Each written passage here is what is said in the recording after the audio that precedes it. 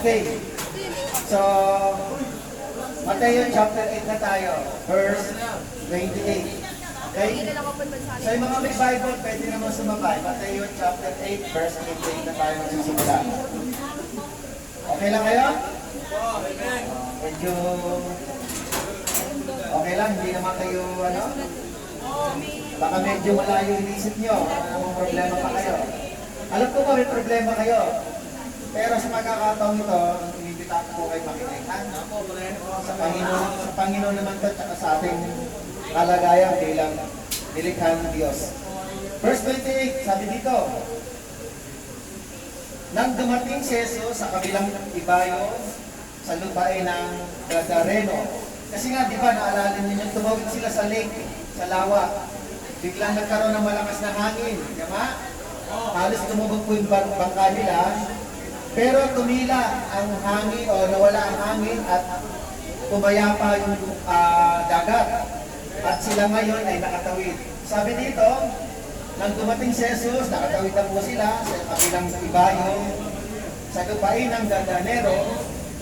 Sinalubong siya ng dalawang lalaking sinasapian ng mga demonyo. Sila ay nakatira sa libingan. Napaka-papangis nila kaya walang sino man ang dumaraan doon. Biglang nagsisigaw ang dalawang lalaki, ano ang pakialam mo sa amin, anak ng Diyos? Sabi nila kay Jesus. Biglang sumigaw. Sabi nila kay Jesus, ano pakialam ninyo, anak ng Diyos? Naparito ka ba upang pahirapan kami kahit hindi pa panahon? Okay. Pagtawid po ni Jesus, kasama yung mga alagad, may nakasalubong sila, sinalubong pa nga sila.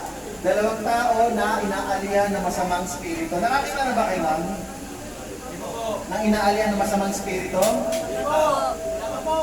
Sa Bible, may mga taong inaalian ng masamang spirito na nananakit. At yung iba naman ay nagkakasakit. May sakit, kung tawagin ay dinadakuan ng sakit, inaalihan ng masamang spirito o kaya maruming spirito, minsan binabanggit yung maruming spirito. So sabi nila, sabi ng masamang spirito, pero ginamit po yung taong dalawa na inaalihan ng demonyo. Sabi nila, ano ang pakialam mo sa amin, anak ng Diyos? Tinawag si Jesus na anak ng Diyos ng tao na inaalihan ng demonyo. Kilala nila si Jesus. Bakit nila kilala si Jesus? Ng mga demonyo ito, anak daw ng Diyos ni Jesus. Bakit po kilala nila si Jesus? Mga kapatid, ayon sa isang kasaysayan, sa pahayag, sa aklat ng pahayag, Revelation chapter 12, basahin ko lang po, nagkaroon ng digmaan sa langit. Yung mga anghel na lumalabag sa kalooban ng Diyos ay nakipaglaban sa mga anghel na matutuwid. So nagkaroon ng labanan sa langit. Basahin ko lang ito kung ano ang nangyari. According sa pahayag, chapter 12, verse 7. Okay lang, makikinig kayo? Sige po. Sabi sa verse 7, pagkaraan ito, nagkaroon ng digmaan sa langit. Si Miguel at ang kanyang mga anghel ay nakipaglaban sa dragon at sa mga kampon nito. Natalo ang dragon at ang kanyang mga kampon at hindi na sila pinayagang manatili sa langit. So saan mananatili yung dragon? Yung demonyo ito. Itinapon ang napakalaking dragon ang matandang ahas na tinatawag na Diablo at Satanas na nandaraya sa buong sanlibutan. Itinapon siya sa lupa kasama ang lahat ng kanyang mga kampon. Nabasa niyo dyan? Tama. Ang mga demonyo po ay nakipag-away, nakipaglaban. Kung tawagin po ang leader nila ay si Satanas, nakipag-away po sila dahil sila po ay lumalabag sa kalooban ng Diyos. Ang kalaban nila ay si Michael. Si Michael ay isang head ng mga anghel sa langit na warrior kung tawagin. So hindi nanalo ang mga masasamang anghel, sila ay itinapon sa lupa. Kaya mayroong demonyo sa lupa. Amen? Amen. Ito po ay katotohanan lamang para tayo ay maniwala na mayroong masamang espiritu, demonyo na nasa lupa. Ngayon, wala na silang lugar para sa langit. Okay.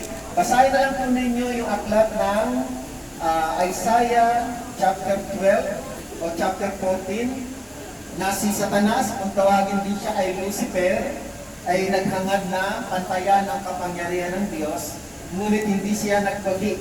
Kaya nga dito, natalo po yung mga demonyo, si Lucifer at si Satanas, at sila ay ipinatapon sa lupa. Ngayon, sa lupa, ito na nga yung pinag-uusapan natin ngayon sa aklat ng Mateo, na merong inaalihan ng demonyo. Kasi nga, nasa lupa po sila. Inaalihan ng demonyo yung lalaki, yung dalawa na nakatira, ano bang lugar yung tinitirahan? Parang, Gadareno. nakalagay dito, Gadareno, paglagpas lang ng Lake of Galilee, sinalubong si Jesus. Ang sabi kay Jesus, anak ng Diyos, naparito ka ba upang pahirapan kami? Mga kapatid, kaya kilala nila si Jesus, anak ng Diyos, kasi nga sila ay galing sa langit. Tama ba? Kahit sino man sa inyo, kung taga-probinsya kayo, halimbawa, may nakita kayo na isang tao dito sa Maynila na taga-probinsya, kung sino magpapatotoo sa kanya, ikaw magpapatotoo, kilala mo ba itong tao ito? Ito, taga-amin yan. Di ba? Ganon? Dahil pareho kayong taga-roon. Kaya lang, nagkaroon ng digmaan dito sa langit, ipinatapon si Satanas sa lupa. Kaya kilala nila si Jesus. Ang pagkakakilala nila kay Jesus, anak ng Diyos. Okay, amen? Amen. Okay, so sabi nila, sabi ng dalawang tao na inaalihan ng demonyo, naparito ka ba upang pahirapan kami? Kahit hindi pa panahon. Mga kapatid, sinabi ng demonyo, narito ka ba para pahirapan kami kahit hindi pa panahon? Ang tanong dito, may panahon ba na sila ay pahihirapan ng Diyos? Ang demonyo? Meron. Meron po mga kapatid, nakalagay din po dito yan. May takdang panahon para ang demonyo ay pahirapan at parusahan ng Diyos. Nakalagay po yan sa Pahayag ulit. Sa Pahayag, chapter 20, nakalagay po yan dito. Nakalagay po yan sa chapter 10. Pahayag, chapter 20, verse 10. Pahayag. Aklat ng Revelation, chapter 20, verse 10. Sabi rito, at ang diablong nandaya sa kanila ay itinapon sa lawak ng apoy. At asupre na pinagtapunan din sa halimaw at sa buwan ng propeta. Panihirapan sila doon araw at gabi, magpakailanman. Ngayon yung demonyo ay nasa lupa. Ang demonyo ko ay naghahari-harian sa lupa, pero darating ang panahon, sila ay hakatulan ng Diyos at ilalagay sila sa lake of fire. Amen? Amen. Kaya ang sabi nila dito sa Mateo 8, narito ka ba upang pahirapan kami kahit hindi pa panahon? Verse 30. Okay, nandito na po tayo sa Mateo 8. Anong sagot ni Jesus? Ay hindi pa, ito po muna yung mga inaalian ng demonyo. Sa di kalayuan ay may malaking kawan ng mga baboy na nagsisikain. So doon sa lugar na yun, sa kabilang pangpang, sa Gadanero, meron kang kulungan ng baboy. Amen? Amen. Sabi nila, kung palalayasin, sabi dito verse 31, Mateo 8:31, nakiusap sa kanya ang mga demonyo. Kung palalayasin mo kami, papasukin mo kami sa mga baboy na iyon. So yung mga demonyo, mga kapatid, nakiusap kay Jesus. Si Jesus po ay kinikilala nilang anak ng Diyos. Baka pangyarihan. Alam ng demonyo na sila ay kayang saktan, parusahan ng Panginoon. Alam nila yon. Dahil makapangyarihan ng anak ng Diyos. Amen ba? Amen. So naniniwala sila na may magagawa ang Diyos. Kaya sabi nila, nakikiusap sila na kung pwede, doon na lang sila pumasok sa mga baboy. Ulitin ko yung espiritu ng demonyo, instead na manatili dun sa dalawang tao, yung spirito, gusto nila, lumipat na lang sila sa mga baboy. Nakuha niyo po? Gusto kasi ni Jesus pagalingin yung dalawang inaalian ng masamang spirito eh. Okay, tingnan natin kung papayag si Jesus. Sinabi ni Jesus, sige, lumayas kayo. Lumabas nga sila sa dalawang lalaki at pumasok sa mga baboy. Ang buong kawan yung kulungan ng baboy ha, ang buong kawan ay biglang tumakbo papunta sa bangin, nahulog sa lawa at nalunod. Alam niyo mga kapatid, kapag ang demonyo, ang spirito ng demonyo pumasok sa tao, pumasok sa baboy, nagiging wild yung pinapasukan niya. Nagiging wild.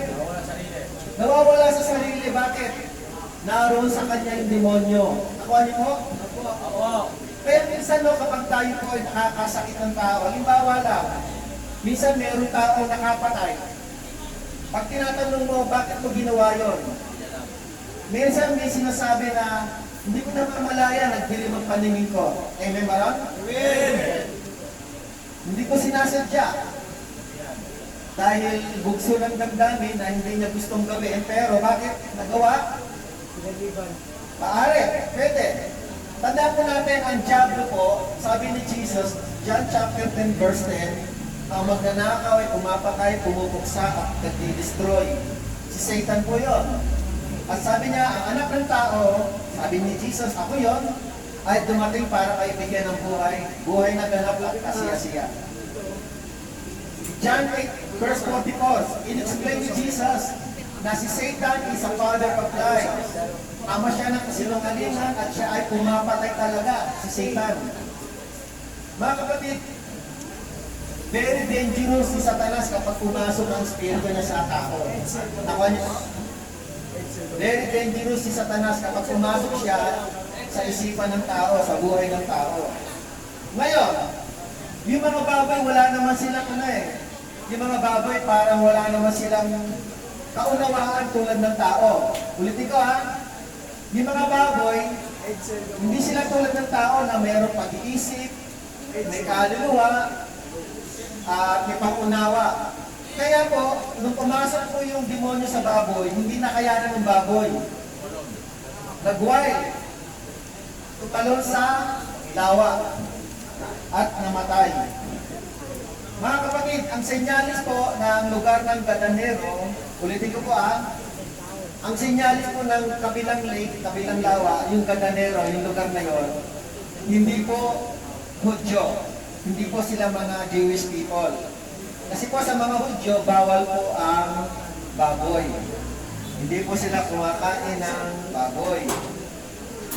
Pero maaari ang mga naninirahan sa kabilang pampang ay mga Gentile people, mga hindi Hudyo, na sila ay nag-business ng baboy.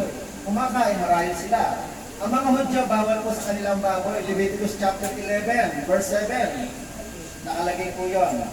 Ngayon, tuloy lang natin, malapit na po. Verse 33 hanggang 34, last two verses. Ano po ang nangyari doon sa may-ari ng baboy?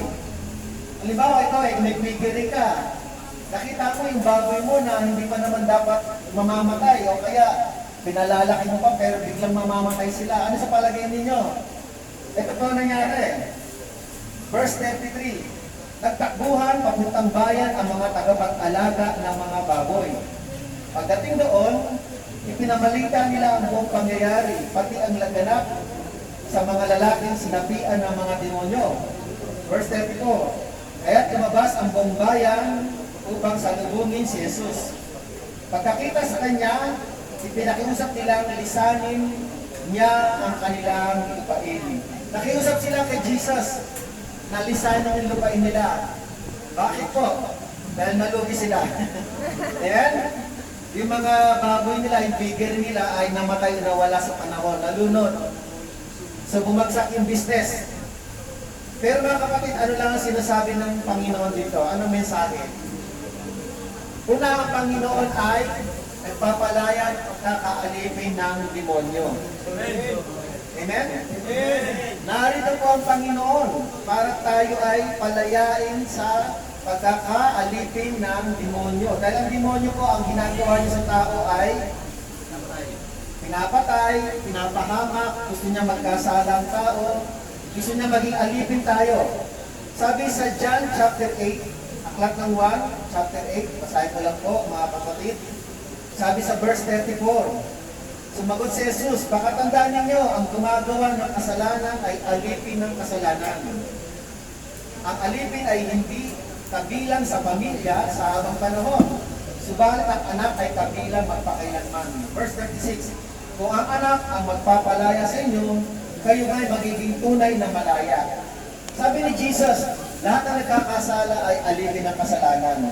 Saan ba galing ang kasalanan? Sa nilikha ni Satanas. Panlililang, sinungaling, pagpatay. Kaya pag ang tao po ay inaalihan ng masamang spirito, pwede po siyang manakit. Kapag ang tao inaalihan ng demonyo, pwede siyang pumatay. Pwede siyang magnakaw. Pag inaalihan ng demonyo, pwede siyang gumawa ng masama. Pwede siyang gumawa ng mga kasalanan sa batas. Kasalanan, mga kapatid, pwede siyang mag-drugs. Pwede siyang gumawa o pwede siyang magbenta ng drugs. Lahat ito ay galing sa diktad ng mga demonyo. Naniniwala ba kayo? Ang Panginoon ay dumating upang tayo ay palayain. Ang demonyo ay dumating, ang Panginoon ay dumating para tayo ay maging malaya sa uri ng kasalanan. Na inutusan tayo, natuto na tayong gumawa ng kasalanan. At ang problema, kahit wala si Satanas, gumagawa pa rin tayo ng kasalanan. Bakit? Nasanay na tayo. Yun ang tinatawag na sinful nature. Kapag na-train po tayo, for example, yung bata pa lang, 2 years old, 3 years old, turuan mo ng mabuti yan. Paglaki niyan, matututunan niya mabuti. Amen? Amen! Pag tinuruan mo ng masama yan, hanggang paglaki niyan, matututunan niyan ang gumawa ng masama. Amen? Amen! Ngayon, kung malaki na siya, kahit hindi mo siya utusan, gagawa ng masama yun. Bakit? Natutunan niya na yun eh. Yun ang sinful nature.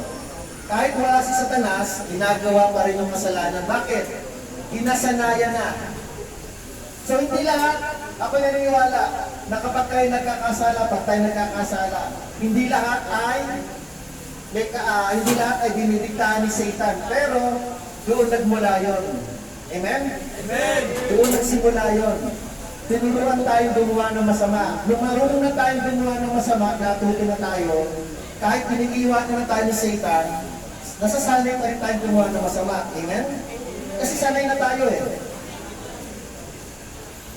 Minsan sinasabi ko ito sa isang tao o sa isang preaching.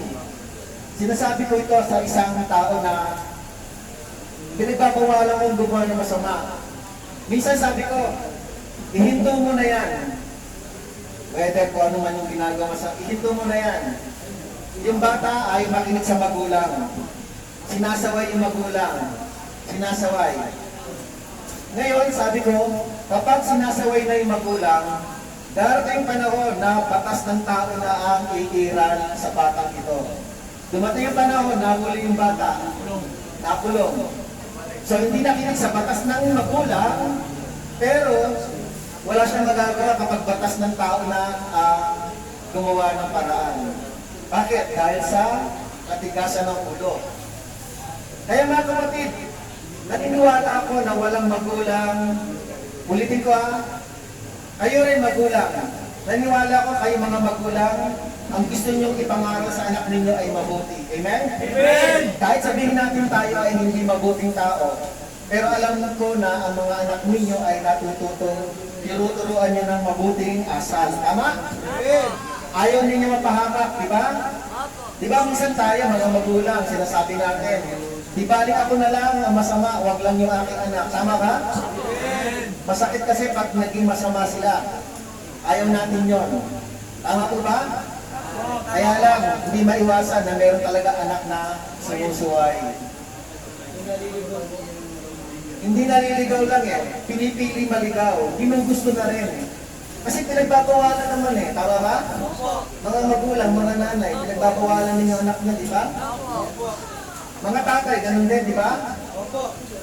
So ngayon, ito ang natututunan nila hanggang sa dumating na ang batas ng rehas na ang susupin.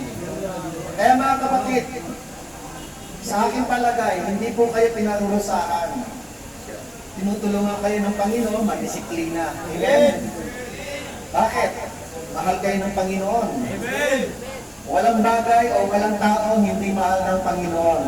Dinidisiplina niya lang ang gusto niyang matuto na mabuti at pinangangaralan ang tinuturing ng anak. According sa Hebrew chapter 12. So ngayon, ano pa ang sinasabi dito ng Panginoon? Una, palalayain ka sa masamang espiritu. Palalayain ka. Kaya nga kapag kayo nakakadinig ng salita ng Panginoon dito, at naging malaya kayo physical, sana madala ninyo yung aral na sinishare ng mga pastor. Sana madala niyo yung Biblia na kung mayroong man kayong tinanggap na Biblia. Magpasa po kayo, tutulungan po kayo maging mabuting tao ng Panginoon. Amen? Amen. Pangalawa, pinalaya po yun, di ba? Tapos pangalawa, ang diablo po ay inutusan na pumunta sa isang mga baboy, marami. Mga kapatid, hindi manghihinayang na ang Panginoon ay palayain tayo sa uri ng kasalanan mula kay diablo kahit na may mahalagang bagay na masasaktan. Amen? Amen. Yung business ng piggery ay bumagsak, nawala. Pero hindi po siningil si Jesus. Tama? Siningil ba siya? Sabi sa kanya, kung pwede, umalis ka na rito. Hindi siya nagbayad. Ibig sabihin mga kapatid, ang pagpapalaya sa inyo ng Panginoon, mga kapatid, walang bayad. Amen? Amen. Ang pagpapalaya ng Panginoon sa atin mula sa pagkakasakit ng demonyo, yung pagkakatiktik ng demonyo sa atin, walang bayad. Libre po. Palalayain. Si Kristo ba naningil doon sa dalawang tao? Hindi. Mahal ng Panginoon ang pinalalayan niya sa pagkakaalipin ng demonyo. Ano pa? Amen. Ano pa? So sabi rito, no, mga kapatid, bukod sa pinalaya, at tayo ay pinalaya rin ng walang kaakulang bayad. At ang Panginoon, mga kapatid, ang sabi rito ay, actually nakalagay sa Book of Luke. May isa pang kwento dito. Yung sa aklat ni Lucas, yung dalawang lalaki ko ay gumaling at gustong sumunod kay Jesus. Hindi na nakalagay dito. Meron kasi dito bro, nakalagay dito. Sa ilalim ng subtitle, Marcos 5:120 at Lucas 8:26-39. Pag binasa niyo po yung Book of Luke, yung dalawang gumaling gustong sumunod kay Jesus. Ulitin ko yung dalawang gumaling ay gustong sumunod kay Jesus. Pero sabi ni Kristo, ikwento mo na lang yung nangyari kung paano kayo pinagaling ng Panginoon. Amen. So mga kapatid, kung kayo po ay palalayain, kung kayo po ay gagaling at pagagalingin kayo ng Panginoon sa pagkakaalipin ni Satan. Gusto nyo ba? Po. Po. So ikwento ninyo kung paano kayo binago ng Panginoon. Ikwento ninyo kung paano kayo binago ng Panginoon. At patunayan ninyo sa mga taong kapitbahay ninyo, kasama ninyo sa bahay, na kayo binago ng Panginoon. Amen? Amen. Kahit basahin na lang po ninyo yung counter book nito. Meron dito sa Marcos, sa aklat ng Marcos, at meron din sa aklat ng Lucas. So mahalaga po mga kapatid, na tayo po ay lumalapit una-una sa Panginoong Yesus. At tayo po ay handa magkaroon ng kalayaan. Gusto niyo bang lumapit kay Jesus? Upang mapalaya tayo sa kasalanan? Amen. Amen ba ron? Amen. Baka naman puro amen lang, ha? Baka puro bibig lang. Baka puro puso lang, puso. Para wala sa puso, ha? Kailangan nasa puso na, nasa puso pa. Okay, sige, mananalangin ako. Nakakuha niyo po ba? Hindi puro puso lang yung pangako, ha? Galing sa puso. Pero ba may sakit? Lagnat. Kaya na yan. Nakakasainit ang panahon. Po yan, weather. Sige, manalangin tayo. Mamaya magtuturo Sister Sally sa inyo. Sige, let's pray. Tayo, mga kapatid. Let's pray. So, general prayer na lang sa mga may sakit. Amen. So, sino dito yung isang linggo pa lang? Nung wala akong, nung pumunta ako dito, isa